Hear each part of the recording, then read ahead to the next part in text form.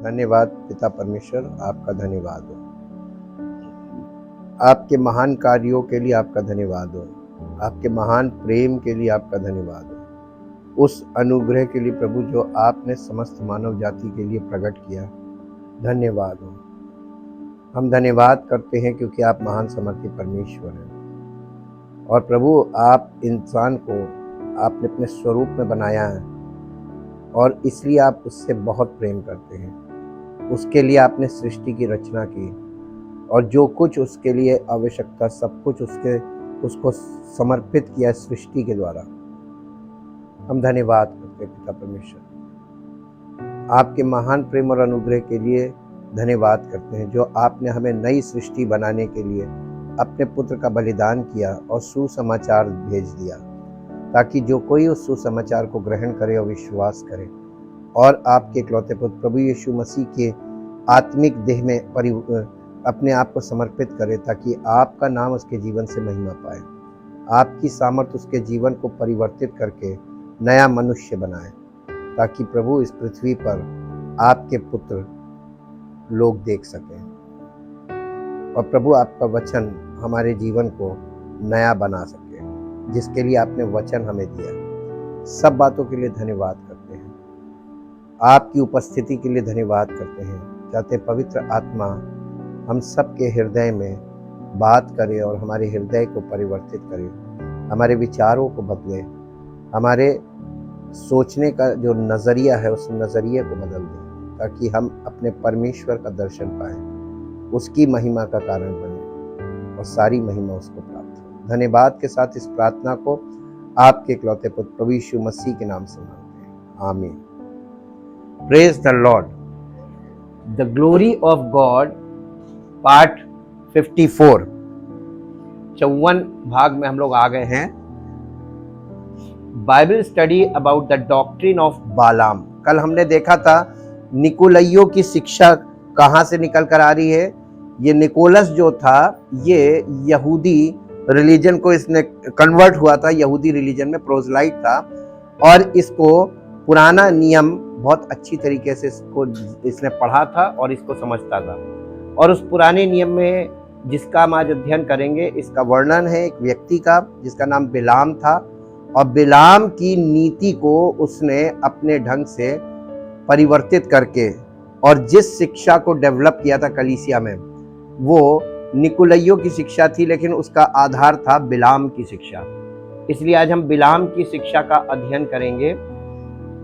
इन revelation chapter 2 verse 14, प्रकाशित वाक्य 2 अध्याय उसके 14 पद में, the church of Pergamum is scolded for tolerating the teaching of Balaam और द डॉक्ट्रिन ऑफ बालाम। प्रकाशित वाक्य 2:14 में पिरगमुन की कलीसिया को बिलाम की शिक्षा या बिलाम के सिद्धांत को सहन करने के लिए डांटा गया था। स्कॉल्डिंग का मतलब उसको बहुत पूरी तरीके से यीशु मसीह ने इस पत्री में झिड़का है। झिड़कना, भुड़कना, डांटना, यानी गुस्से के साथ डांटना। ये इसको डांटा गया था केवल इस बात के लिए कि ये बिलाम की शिक्षा को या बिलाम के सिद्धांत को सहता है या उसको होने देता है। उसको कंडेम करना चाहिए था, उसको रोकना चाहिए था कलीसिया में, लेकिन ये कलीसिया उसको रोकती नहीं थी, लेकिन इसे मालूम था कि ये गलत है।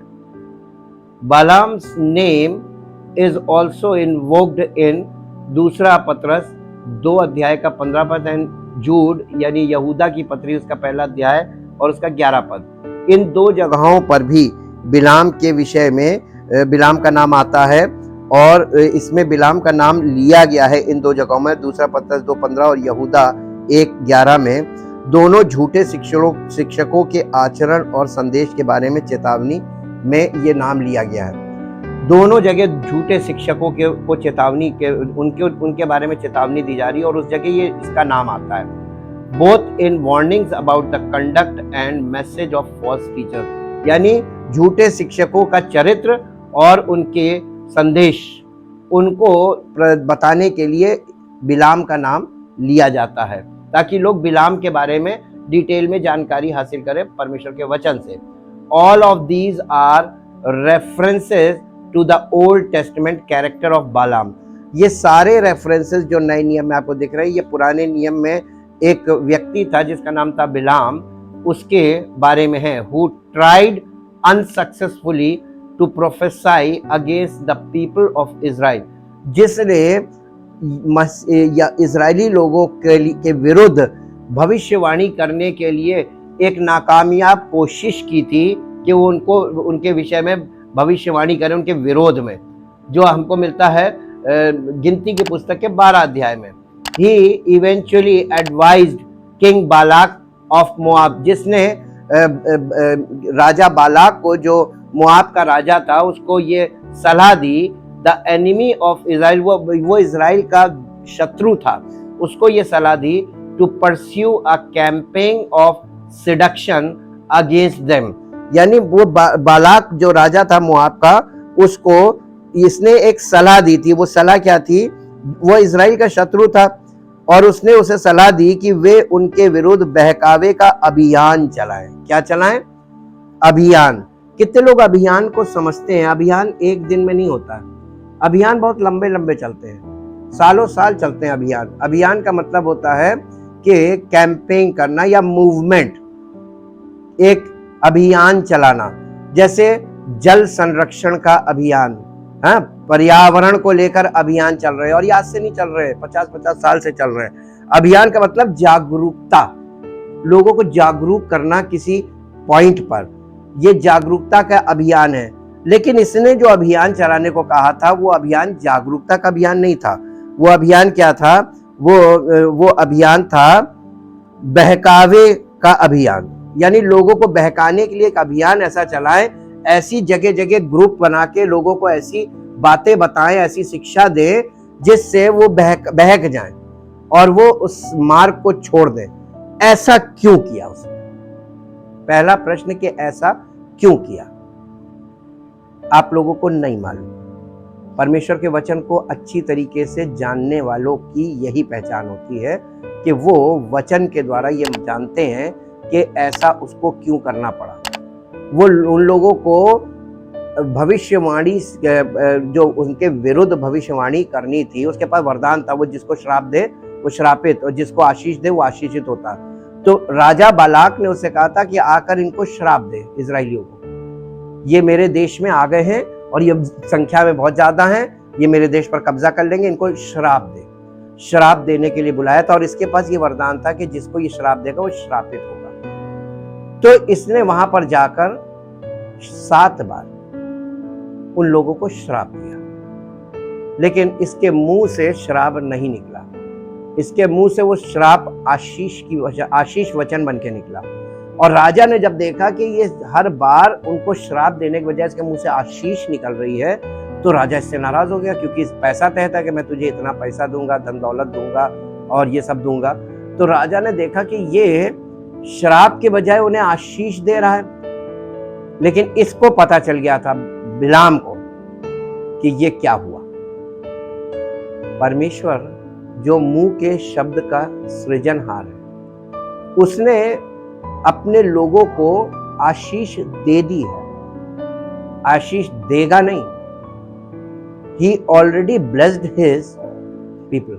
वो उसने अपने लोगों को पहले से आशीषित ठहरा दिया था। इजरायली चाहे कितना भी परमेश्वर के विरुद्ध गलत करें, वो बात परमेश्वर उनसे स्वयं निपटेगा, कोई और उनके ऊपर अटैक नहीं करने देगा, परमेश्वर नहीं करने देगा। मालूम क्यों?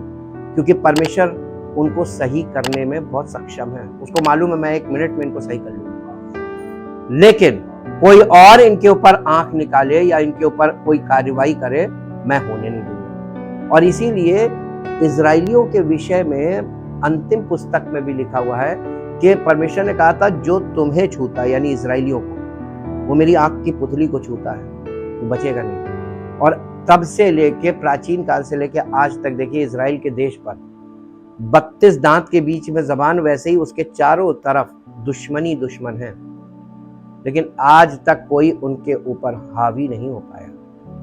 क्यों? परमेश्वर ने कहा इन्हें मैं सही करूंगा, ये जहां गलत है उसमें सही मैं करूंगा। लेकिन मैं किसी और को इनके ऊपर कुछ करने नहीं दूंगा। सेम चीज, सेम नियम लागू होता है मसीही लोगों पर। मसीही लोगों के विषय में लिखा है कि मसीही लोगों को कोई व्यक्ति मार नहीं सकता, नष्ट नहीं कर सकता। यीशु मसीह को आप देखेंगे तो यीशु मसीह के ऊपर बहुत बार अटैक्स हुए थे मारने के लिए, लेकिन उसने कहा अभी मेरा समय नहीं आया, क्योंकि जब मेरा समय आएगा तो कोई मुझे बचा नहीं पाएगा, और समय नहीं है तो कोई मुझे मार नहीं पाएगा। इसलिए यीशु मसीह निडर रहा, कभी डरा नहीं।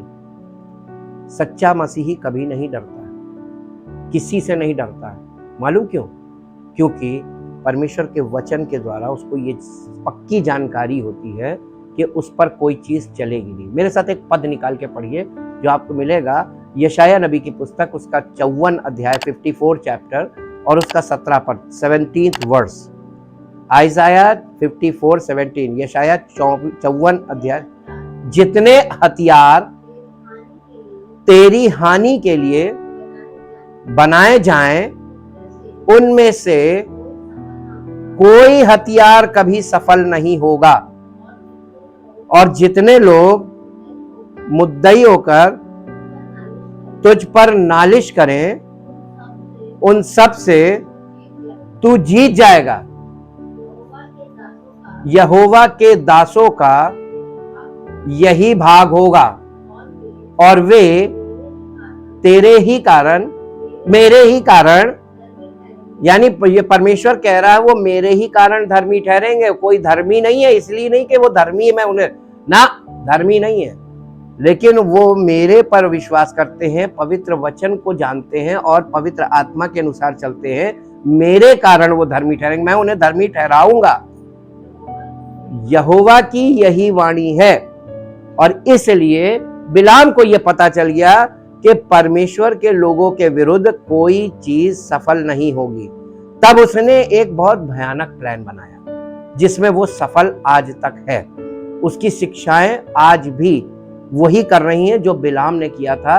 वही काम निकोलाइयों ने किया, निकोलाइयों की शिक्षा के द्वारा कलीसियाओं में हुआ, और वही काम आज भी कलीसियाओं में हो रहा है। वो क्या है? झूठी शिक्षा। इनको आप श्राप नहीं दे सकते, इनके विरुद्ध कोई भी आप कार्य करेंगे वो इन पर सफल नहीं होगा, क्योंकि बचाने वाला परमेश्वर है। तो एक जगह परमेश्वर को बहुत प्रयत्न करना पड़ गया, वो जगह यही है परमेश्वर की शिक्षा और झूठी शिक्षा। उसने अभियान चलाया झूठी शिक्षा का, तो परमेश्वर ने अभियान चलाया सच्ची शिक्षा का, यानी पवित्र आत्मा के द्वारा शिक्षा।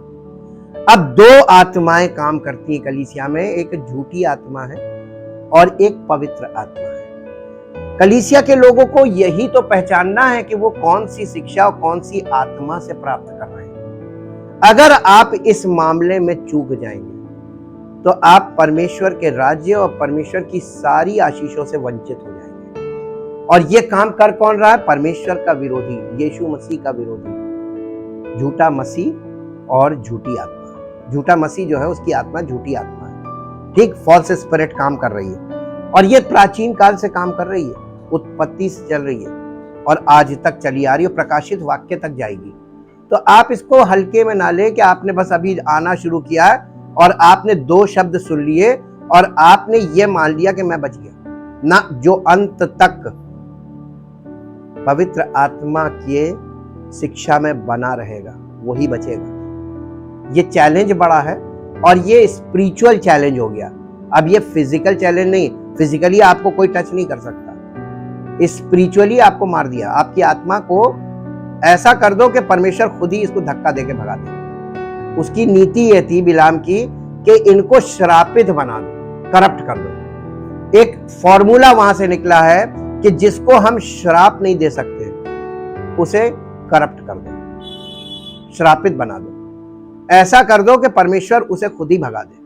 और परमेश्वर मालूम है गलत आचरण वालों को बर्दाश्त नहीं कर सकता, ढोंग करने वालों को, दिखावा करने वालों को और झूठ बोलने वालों को परमेश्वर बर्दाश्त नहीं कर सकता। पढ़ लीजिए, लिखा हुआ है कि ये परमेश्वर के राज्य में प्रवेश नहीं पाएंगे। उसने कहा बस इनको ऐसा कर दो, ऐसी शिक्षा दे दो कि ये खुद ही सब कुछ करने लगे और परमेश्वर इन्हें लात मार दे। और आज वो इस काम में लगभग सफल है।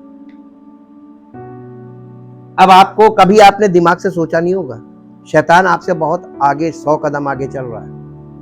उसकी विचारधारा और उसकी शिक्षा को अभी आप नहीं समझेंगे, और वो ऐसी शिक्षा है कि कलीसियाओं में आपको आसानी से आप उसको देखिए, आप किसी को जहर को आप मीठे शहद में लपेट के दे दीजिए, वो खा लेगा। असर किस चीज का होगा? थोड़ी देर बाद असर अपने आप हो जाएगा। ठीक, ये शिक्षा में मिला हुआ जहर है। झूठी शिक्षा सच्ची शिक्षा में मिला हुआ जहर, मिलावटी शिक्षा इसको बोला गया। ये उसने किया था, और इसीलिए he eventually advised King Balak of Moab, the enemy of Israel, to pursue a campaign of seduction against them. गिनती की पुस्तक 31 अध्याय उसका 8 पद पढ़िए। गिनती की पुस्तक 31 अध्याय का 8 पद। और दूसरे जूझे हुओं को छोड़ उन्होंने एवी रेकेम, सूद, हूर और रेवा नामक मिद्यान के 5 राजाओं को घात किया, और बोर के पुत्र बिलाम को भी उन्होंने तलवार से घात किया, मार दिया। देखिए, ये 31 अध्याय का 8 पद था ना। अब the doctrine of Balaam is not only a serious problem. ये जो बिलाम का सिद्धांत है, ये बहुत गंभीर समस्या नहीं है, बल्कि ये बहुत भयानक समस्या है। गंभीर से भी बढ़कर गंभीर समस्या नहीं है, ये क्या है? एक कुटिल समस्या है।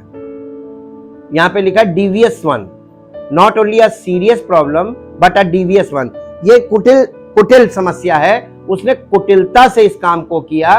When the frontal assault failed, जब सामने से उसने देखा कि हम हमला नहीं कर सकते हैं इजराइलियों पे, तो उसने पीछे से दुबक के घुस के और अंदर इन्हें खोखला बना दो, ये वाली नीति का अपनाया। झूठी शिक्षा क्या है मालूम है? झूठी शिक्षा बैकडोर एंट्री है कि वहां से धीमे से दबे पांव घुस आना, आपके जीवन में, आपके विचारों में, आपके हृदय में, आपके स्वभाव को हैंडल करने लगना, और वहां से वो झूठी शिक्षा को समर्थन दिलवाना आपसे। अरे नहीं, गलत थोड़ी ना बोल रहे, सही तो बोल रहे हैं। अरे बिल्कुल सही बात बोलिए, सामाजिक तौर पे बात कर रहे हैं। ये इस तरीके के विचार ले आना। आपसे जब कोई कहता है अरे दाल में नमक तो सभी खाते हैं, कलीसिया के मैक्सिमम लोग ये विश्वास करते हैं कि दाल में नमक चलता है, लेकिन परमेश्वर के वचन के अनुसार देखिए तो दाल में नमक नहीं चलता है, बिल्कुल नहीं। यानी थोड़ा सा भी खमीर नहीं होना चाहिए, क्योंकि परमेश्वर का वचन कहता है थोड़ा सा खमीर पूरे गुंदे हुए आटे को खमीरा कर देगा। इसलिए थोड़ा सा भी खमीर नहीं होना चाहिए। लेकिन लोगों में क्या है मालूम? अरे थोड़ा सा चलता है, अरे छोटा सा झूठ चलता है, अरे कभी कभी चलता है। यही बैकडोर एंट्री है। आप समर्थन करने लगते हैं, हर बात का समर्थन करने लगते हैं जो परमेश्वर के वचन के, और इस प्रकार आप परमेश्वर के वचन का और उस सच्चाई का विरोध कर रहे होते, आपको पता नहीं चलता, और आप कलीसिया का हिस्सा बने हुए हैं। आप कहते हैं मैं मसीही हूं, लेकिन आपका जीवन क्या बता रहा है? आपके विचार कैसे हैं? विचार कैसे हैं? सांसारिक लोगों वाले विचार है ना। सांसारिक कहावतों को आप मसीह में सच मानने लगते हैं, वो बोलने लगते हैं कि नहीं ऐसा बोला जाता है, ये है, ये सही है, ये होता है। लेकिन परमेश्वर का वचन कहता नहीं होता है, और नहीं होता है तो आपको क्या मानना है? नहीं होता है। लेकिन आप मान रहे कि होता है, क्योंकि आपने झूठ को अपने अंदर जगह दे दी है, और थोड़ी सी जगह देंगे झूठ अपनी पूरी जगह बना लेगा। When the frontal assault failed, Balaam took a backdoor approach. उसने पिछले दरवाजे से एंट्री ली। बालाम कौन है? बालाम प्रॉफिट फ्रॉम मेसोपोटामिया। ये मिस्र का मेसोपोटामिया शहर का रहने वाला व्यक्ति था, बट अ डिवियस वन। ये बहुत कुटिल व्यक्ति था, बहुत कुटिल व्यक्ति था। और मेसोपोटामिया का एक भविष्यवक्ता बिलाम अपनी ईश्वरीय प्रतिभा को अवैध उद्देश्यों के लिए इस्तेमाल करता। इसका एक काम था, ये क्या करता था, इसको परमेश्वर ने वरदान दिया था और उस वरदान का ये गलत इस्तेमाल करता था। और परमेश्वर, ऐसे बहुत से सेवक हैं जिन्हें परमेश्वर वरदान दे देता है, लेकिन वो लोग वरदान का इस्तेमाल कैसे कर रहे हैं? निस्वार्थ भाव में कर रहे हैं या उसका पैसा कमा रहे हैं? हाँ, तो यही तो वो करता था। Balaam, a prophet from Mesopotamia, was willing to use his God-given talents for illicit purposes, यानी कुटिल तरीके से उनका इस्तेमाल करता था। Even though he knew Balak was God's enemy, यहां तक कि उसको ये मालूम था कि जो राजा बालाक है, जिसने इसको बुलाया है, वो इजराइलियों का शत्रु है, वो उनका दुश्मन है, लेकिन उसके बावजूद he tried to sell his prophetic gifts to help him, और इसने अपने वरदानों को उसके हाथ बेच दिया और उसकी मदद करने के लिए चला गया, जबकि परमेश्वर ने मना किया था। लेकिन आपको मालूम है, आप वहां पे जब पढ़ेंगे तो आपको लगेगा परमेश्वर ने मना थोड़ी ना किया था, परमेश्वर ने तो अलाउ किया था। नहीं, हमारे पिता ने अगर एक बार कह दिया तुमको ये नहीं करना है, तो हमें गांठ बांध लेनी चाहिए कि हमें नहीं करना। लेकिन लोग क्या करते मालूम, आज भी लोग करते कलीसिया में। अच्छा ये बताइए, बिल्कुल नहीं करते। अच्छा थोड़ा सा कभी कदा, अगर कभी मान लीजिए धोखे से हो गया, ऐसे घुमा के बोलते हैं। अब बताइए हम क्या बोलेंगे? इतनी सी बात पे क्या छड़ी लेके मारने लगेंगे? नहीं, परमेश्वर का जा तेरी मर्जी। परमेश्वर कभी आपको जबरदस्ती नहीं करेगा। यही कारण है कि लोग सोचते हैं कि हमें अनुमति मिल गई। नहीं, उसने अनुमति नहीं दी थी। वो बार बार उससे कह रहा था ये लोग कौन है, ये लोग कौन है, ये क्यों आए और तुम इनके साथ नहीं जाओगे। उसने बार बार ड्रामा किया। नहीं, आज मैं फिर रुक जाओ, उससे ज्यादा लोग आए तो कहने लगा रुक जाओ, मैं परमेश्वर से पूछूंगा। पूछने का ड्रामा था। जब उसको मालूम है परमेश्वर ये चीज नहीं अलाउ कर रहा है, तो उसको एक बार को परमानेंट मान लेना चाहिए, हाँ की हाँ, ना की ना। अब बार बार उसी चीज को घुमा घुमा के पूछेंगे, नहीं यार फिर से बता दीजिए, अब मैं जाऊं। आपका बच्चा जब इस तरीके की जिद करता है किसी के सामने, मैं इनके साथ चला जाऊं, अब उनके सामने आप मना भी नहीं कर पाते, लेकिन अंदर से क्या होता है, आपको गुस्सा आती है ना।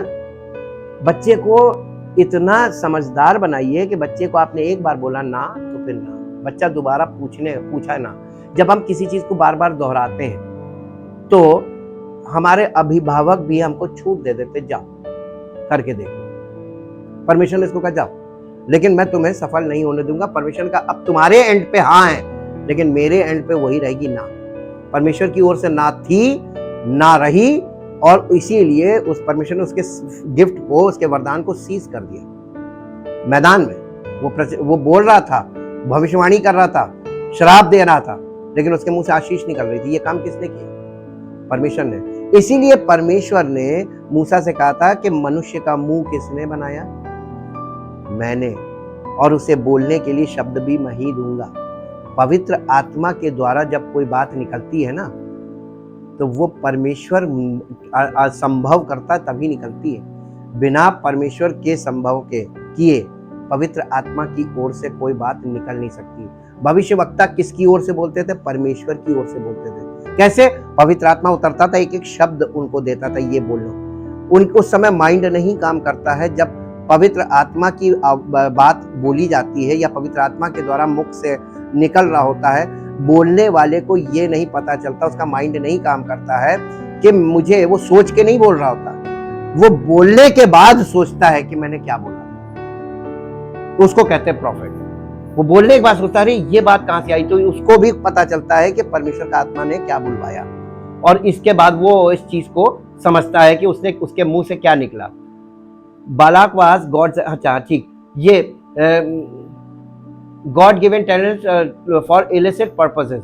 Even though he knew Balak was God's enemy, he tried to sell his prophetic gifts to help him. When that didn't work, Balaam counseled Balak on the most effective way to weaken Israel.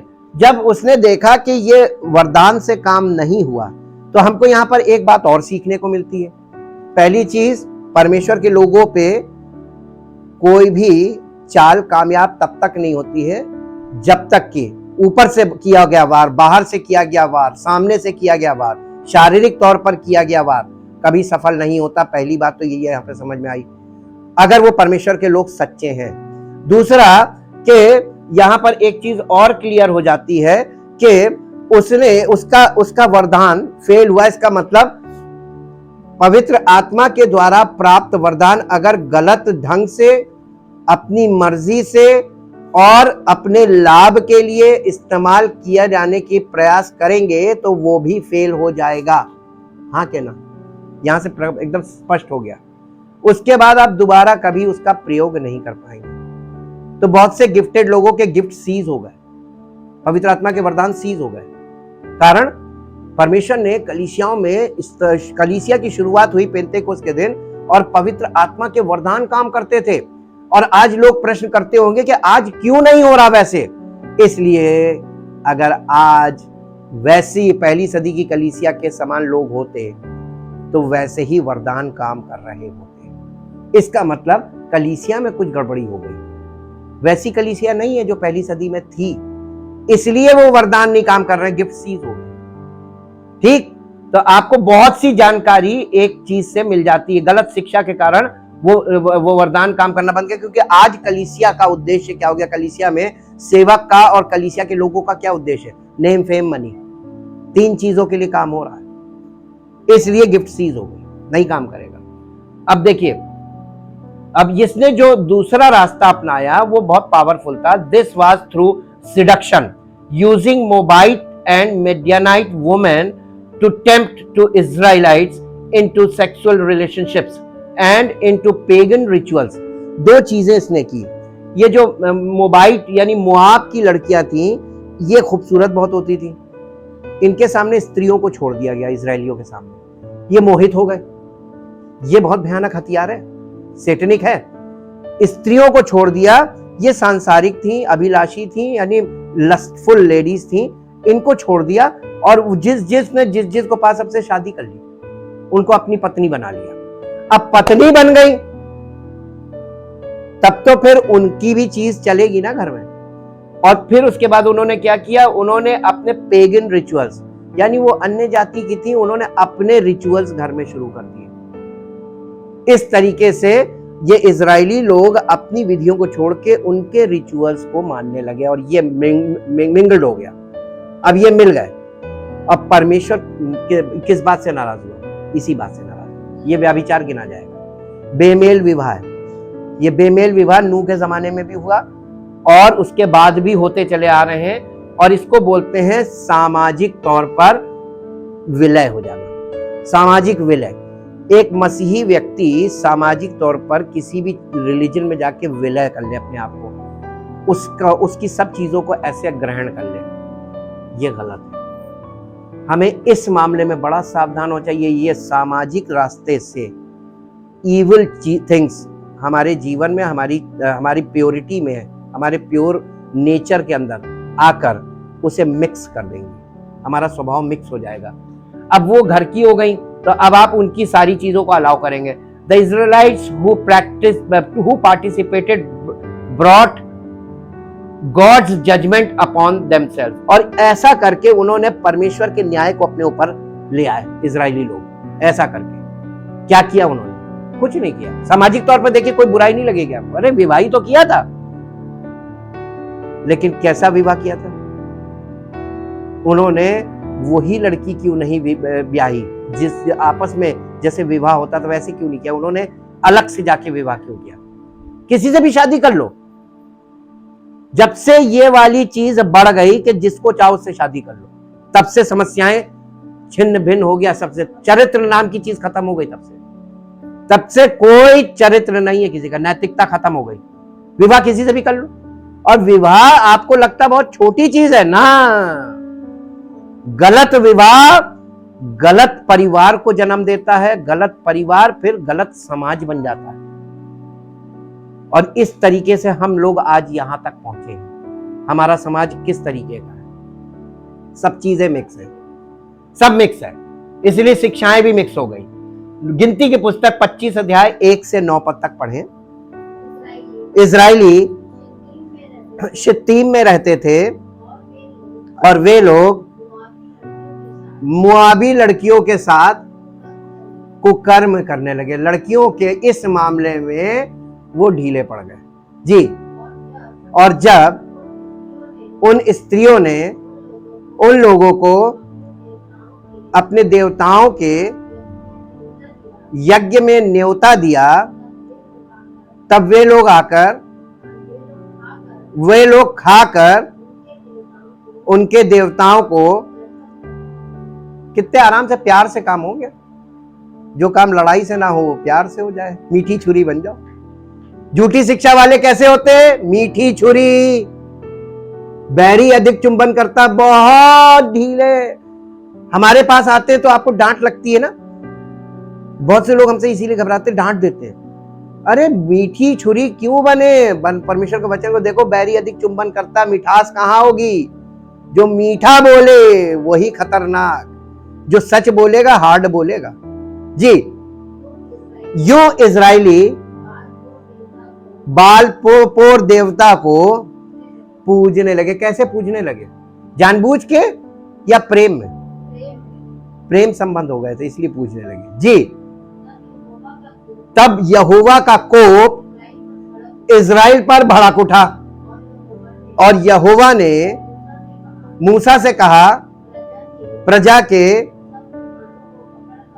सब प्रधानों को पकड़कर यहोवा के लिए क्या किया? यहोवा के लिए धूप में लटका दो, सजा दे दी, जिससे मेरा भड़का हुआ कोप इजराइल के ऊपर से दूर हो जाए। तब मूसा ने इजरायली न्यायियों से कहा, तुम्हारे जो आदमी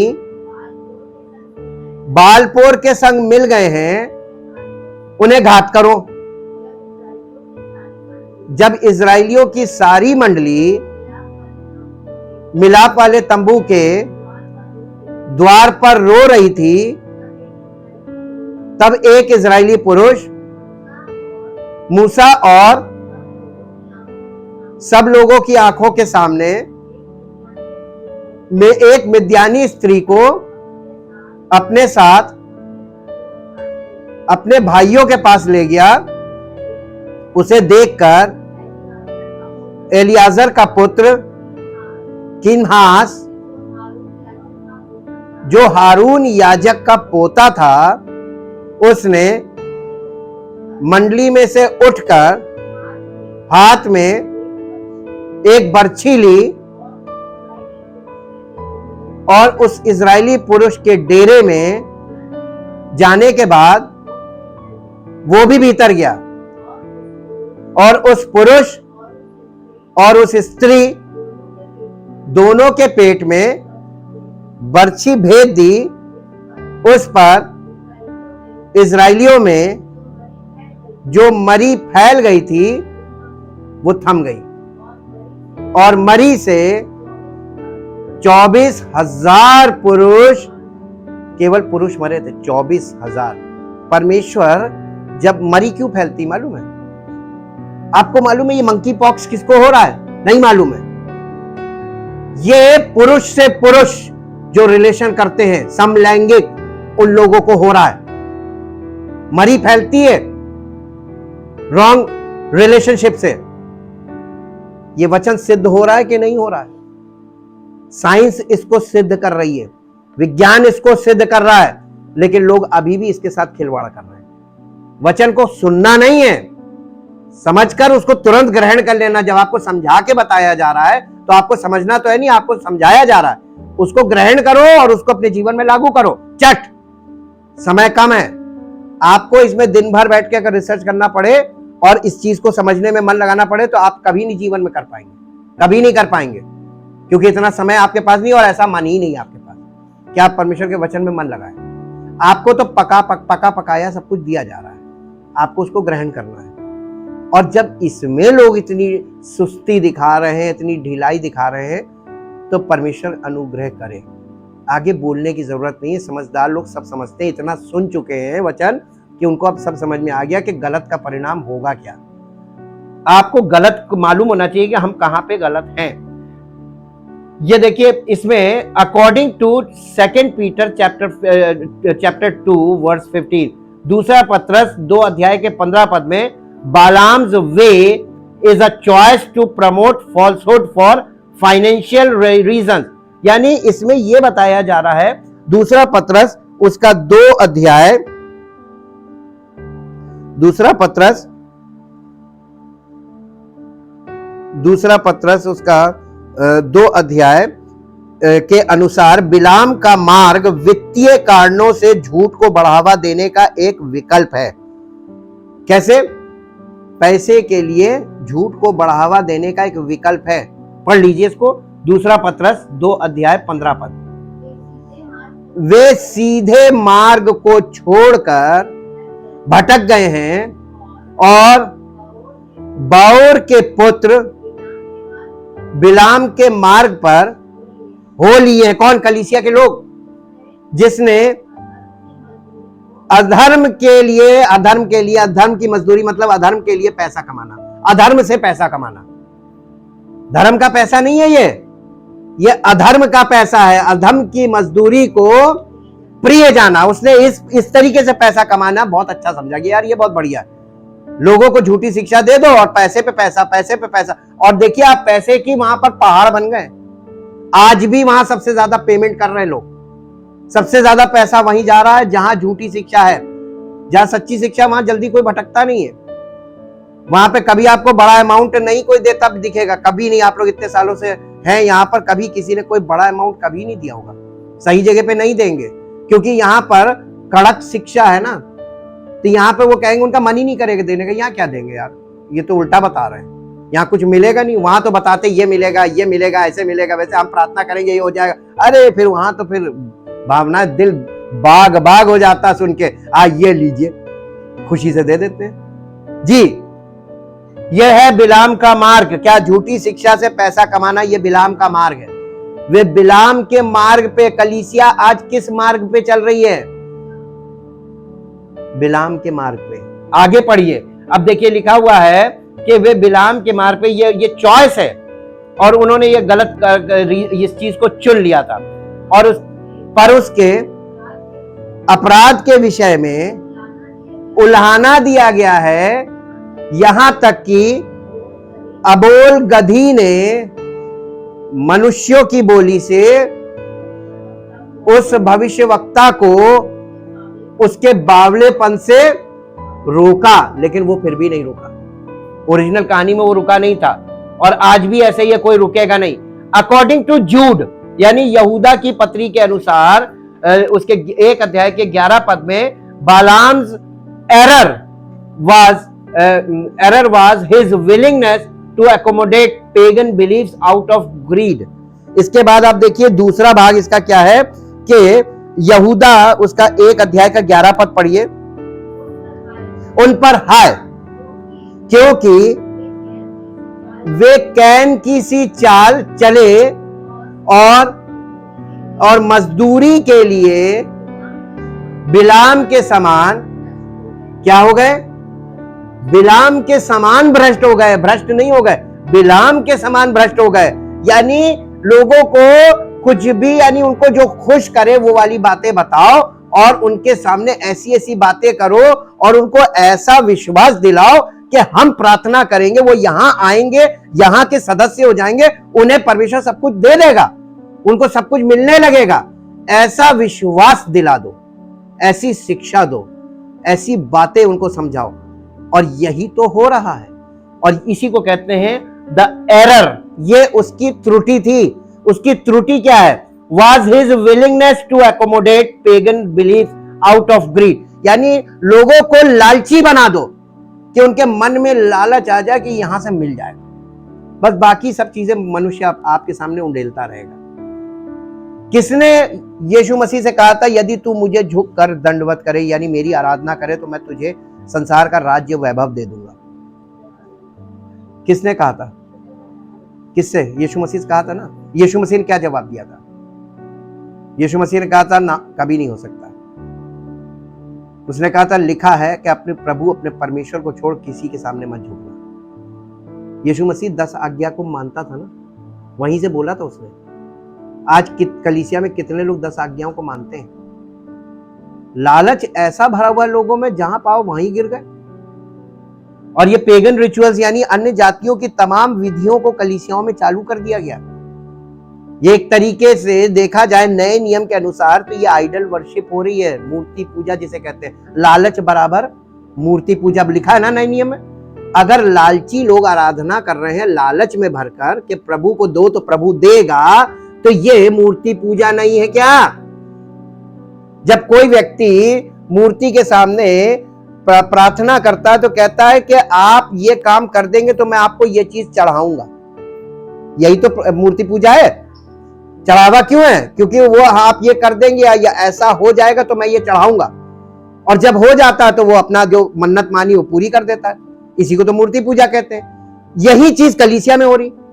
अगर प्रभु हमको ये मिल जाएगा तो मैं आपको इतना भेंट दे दूंगा। ये क्या है?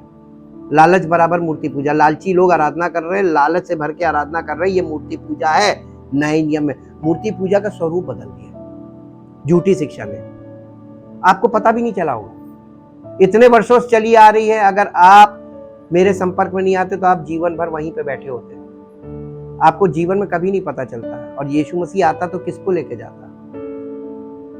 वो अपने लोगों को लेने आ रहा है, वो इनको थोड़ी ना लेने आ रहा है। ऐसे लोगों को आप परमेश्वर के वचन को अगर समझ जाएंगे तो समझ जाएंगे परमेश्वर ऐसे लोगों में इंटरेस्ट नहीं रखता। जूड चैप्टर 1 वर्स 4 यानी यहूदा की पत्री उसका 1 अध्याय उसका 4 पद पढ़िए। क्योंकि कितने ऐसे मनुष्य चुपके से किसमें? कलीसिया में आ मिले हैं, जिनके इस दंड का वर्णन पुराने समय से पहले ही से लिखा गया है कि ये भक्तिहीन हैं और हमारे परमेश्वर के अनुग्रह को लुचपन में, आज कलीसिया में परमेश्वर के अनुग्रह को काहे में बदल दिया गया है। आज लोग क्या कर रहे हैं? लुचपन कर रहे हैं। अनुग्रह खत्म जी। और हमारे एकमात्र स्वामी और प्रभु यीशु मसीह का इनकार करते हैं। कैसे करते? मुंह से कभी नहीं करेंगे। वो मुंह से तो यीशु यीशु करते हैं, लेकिन अपने जीवन से, अपने चरित्र से, अपने व्यवहार से और अपने कामों से इनकार कर रहे होते, प्रैक्टिकली इनकार कर रहे होते हैं कि नहीं हम ये मानते हैं, हमारा ये विश्वास है। और इस तरीके से ये किसकी नीति थी? ये बिलाम की नीति थी।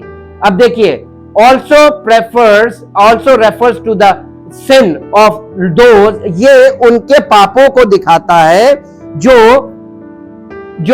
pervert the grace of our God into license for immorality, जो परमेश्वर के अनुग्रह को, यानी उसके अनुग्रह का मतलब होता है उसकी दी हुई छूट को पाप करने के लिए एकदम आजादी में बदल देते हैं कि आप आजाद हो, आप पाप करो, जो चाहो करो, अब तो आप प्रभु के हो गए, अब आप अनंत जीवन के वारिस हो, अब आपका कोई कुछ नहीं बिगाड़ सकता, और उनको सब कुछ करने के लिए प्रेरित कर दो।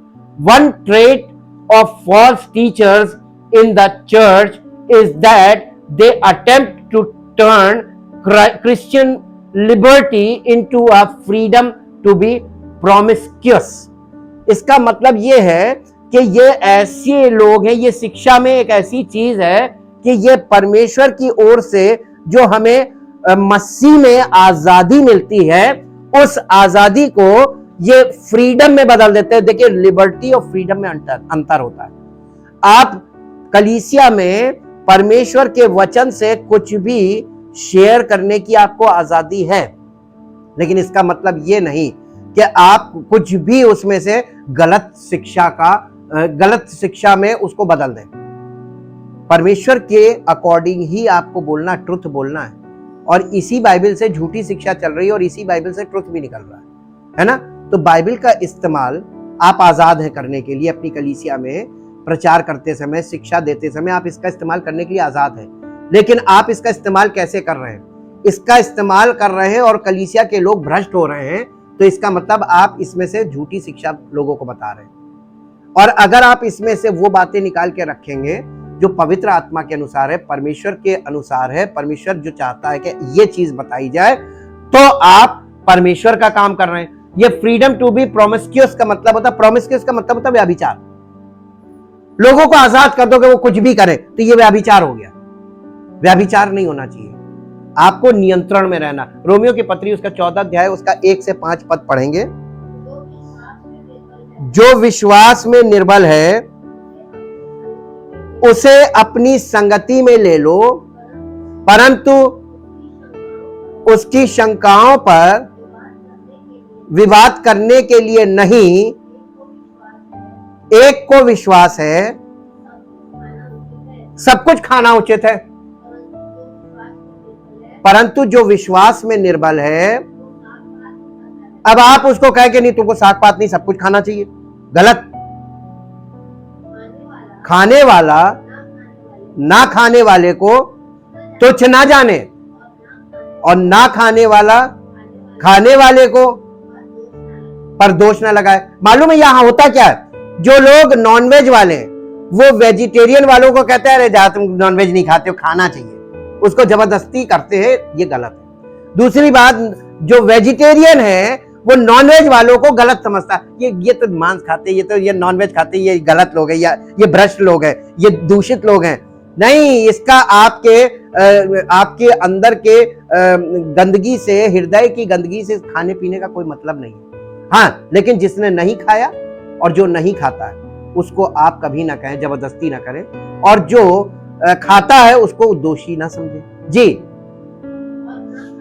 और ना खाने वाला खाने वाले पर दोष ना लगाए, क्योंकि परमेश्वर ने उसे ग्रहण किया है। दोनों को परमेश्वर ग्रहण कर रहा जी। कि तू कौन है जो दूसरे के सेवक पर दोष लगाता है?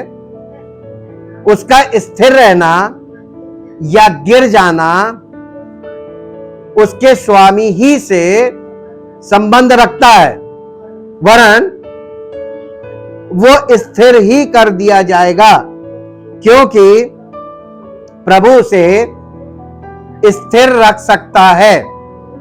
कोई तो एक दिन को दूसरे दिन से बढ़कर मानता है, और कोई सब दिनों को एक समान मानता है। ये दोनों प्रकार के लोग हैं जी। हर एक अपने ही मन में निश्चय कर ले, जो किसी दिन को मानता है वो प्रभु के लिए मानता है, तो मानने दो, कोई प्रॉब्लम नहीं है जी। जो खाता है वो प्रभु के लिए खाता है, क्योंकि वो परमेश्वर का धन्यवाद करता है। ये कलीसिया के लोगों के संबंध में, ये सांसारिक लोगों के, बाहर के लोगों के लिए नहीं है जी। और जो नहीं खाता वो प्रभु के लिए नहीं खाता और परमेश्वर का धन्यवाद करता है, क्योंकि हम में से ना तो कोई अपने लिए जीता है और ना कोई अपने लिए मरता है। यदि हम जीवित हैं, ये कलीसिया के लोगों के लिए है। यदि हम जीवित हैं तो प्रभु के लिए जीवित है, और यदि मरते हैं तो प्रभु के लिए मरते हैं। अतः हम जीवित रहें या मरें, हम प्रभु ही के हैं, क्योंकि मसीह इसीलिए मरा और जी भी उठा कि वो मरे हुओं और जीवितों दोनों का प्रभु बन गया। अब यीशु मसीह दोनों का प्रभु है, ठीक है।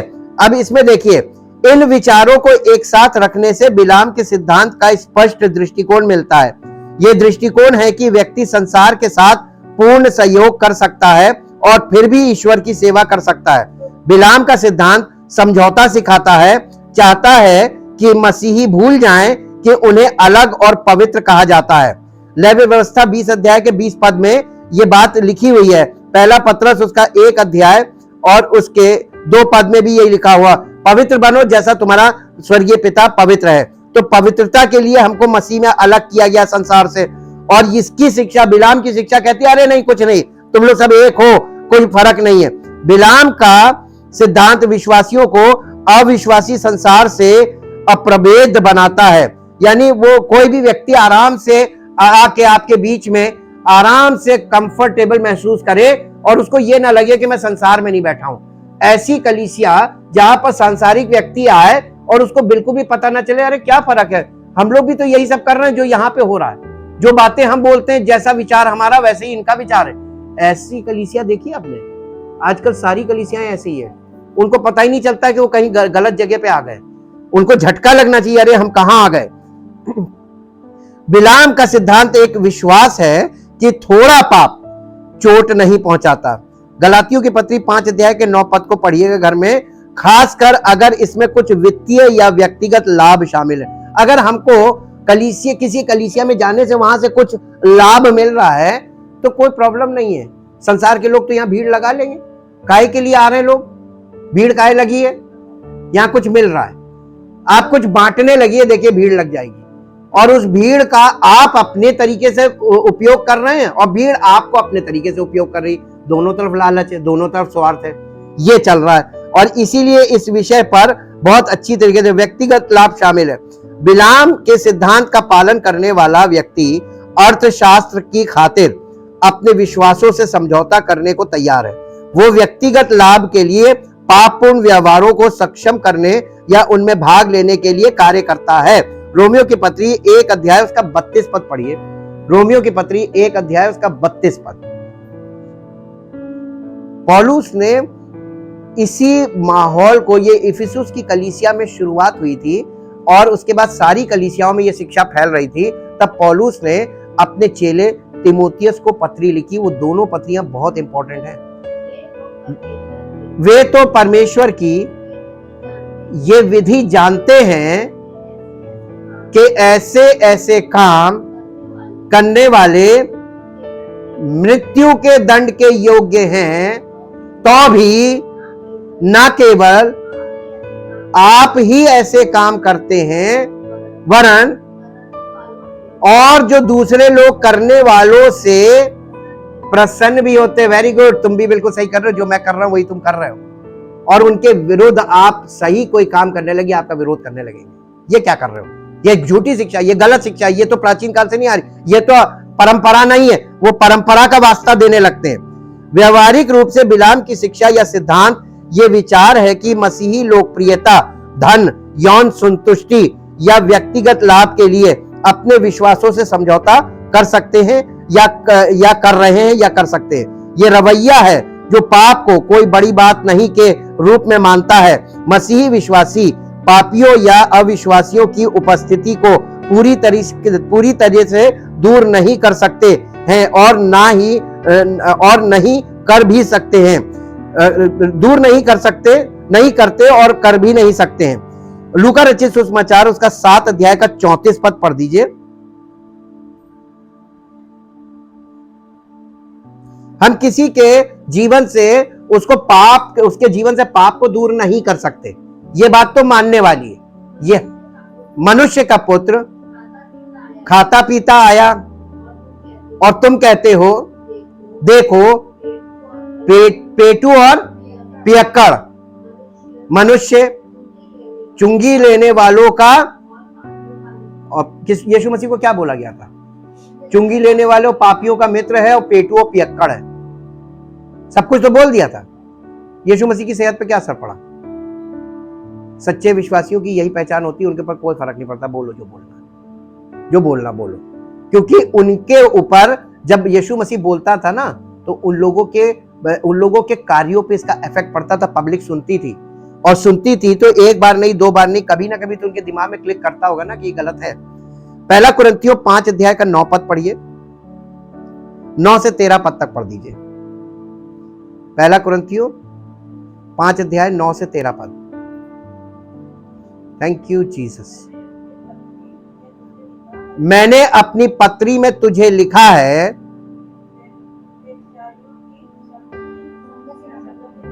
व्यभिचारियों की संगति न करना, ये नहीं कि कोई जोर से पढ़ दे। ये नहीं कि तुम बिल्कुल इस जगत से, हाँ, या लोभियों या अंधेर करने वालों या मूर्ति पूजकों की संगति ना करो। ये बिल्कुल नहीं करना, ये भी नहीं है, और कितनी करनी है ये भी है, लिमिट्स है ना जी। क्योंकि इस दशा में तो तुम्हें जगत में से, क्योंकि जगत इन्हीं लोगों से भरा हुआ है। आपको परमेश्वर ने जिस जगत में से चुना और जिस जगत में चुनकर रखा है, कलीसिया कहाँ है? In the world. और वर्ल्ड में क्या है? व्यभिचार, झूठी शिक्षा और झूठी बातों पर विश्वास करना और लालच, ये सब भरा पड़ा है। अगर वो कह रहा है कि इनकी संगति ना करना, जानबूझ के व्यक्तिगत तौर पे ना करना, लेकिन अगर कलीसिया में आएंगे तो सावधान भी रहना जी। आगे, पर मेरा कहना यह है कि यदि कोई भाई कहला का मतलब, यानी यदि कोई कलीसिया का हिस्सा बन जाए, अपने आप को मसीही माने कि मैं मसीह पर विश्वास करता हूं, मैं मसीही हूं, उसे कहा गया यहां भाई कहलाकर व्यभिचार या लोभी या मूर्ति पूजक या गाली देने वाला या पियक्कड़ या अंधेर करने वाला हो। अगर कोई कलीसियाई व्यक्ति ये काम कर रहा है, उसकी संगति मत करना जी। वरन ऐसे मनुष्य के साथ खाना भी ना खाना। अब आप बताइए किसके पास जाएंगे खाना खाने? ऐसे ही लोग तो खाना खिलाते हैं, ऐसे ही लोग तो खाना खिलाते हैं जी। क्योंकि मुझे बाहर वालों का न्याय करने से क्या काम? क्या तुम भीतर वालों को, जो आपके परिवार के लोग हैं, आप उन्हें करेक्ट करेंगे या आप सबको जाके बाहर करेक्ट करेंगे? तो परमेश्वर की कलीसिया परमेश्वर का परिवार है।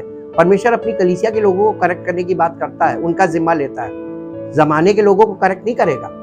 जो कलीसिया में आएगा वो इस करेक्शन का सामना करेगा और करना चाहिए। लेकिन आजकल कलीसिया में ऐसी बातें है ही नहीं कि जहां करेक्शन की बात सोचे आदमी।